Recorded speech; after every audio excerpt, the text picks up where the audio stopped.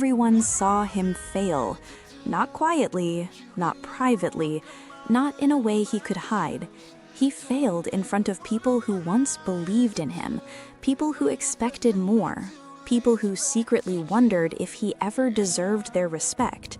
And when it happened, there was no dramatic collapse, no shouting, no excuses, just silence.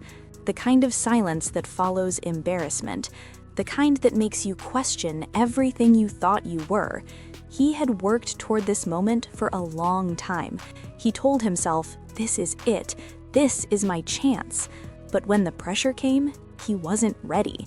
He missed the opportunity. He made the wrong decision. He came up short. And suddenly, the support faded.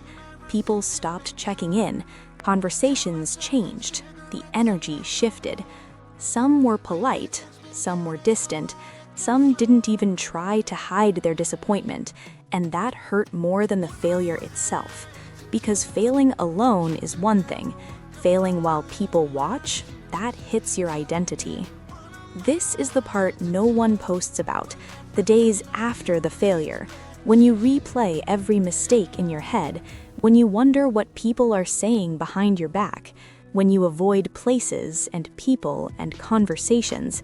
He stopped talking as much, stopped sharing plans, stopped explaining himself, because explaining felt weak. He didn't feel motivated, he didn't feel angry, he felt small. And shame has a dangerous voice.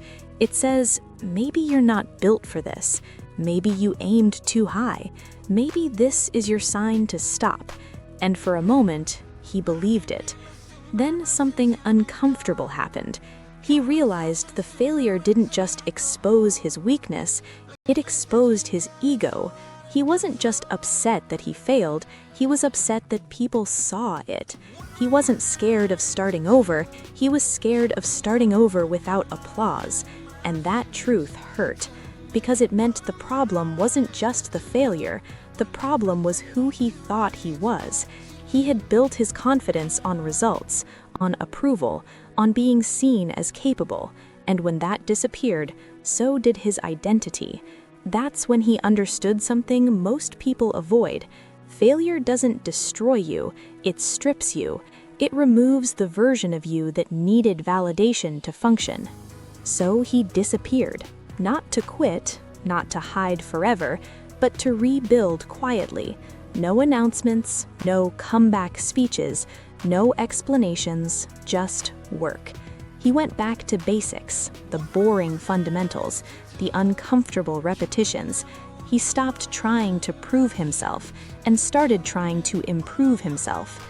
Some days felt pointless, some days felt slow, but for the first time, he wasn't performing, he was becoming, and that changed everything.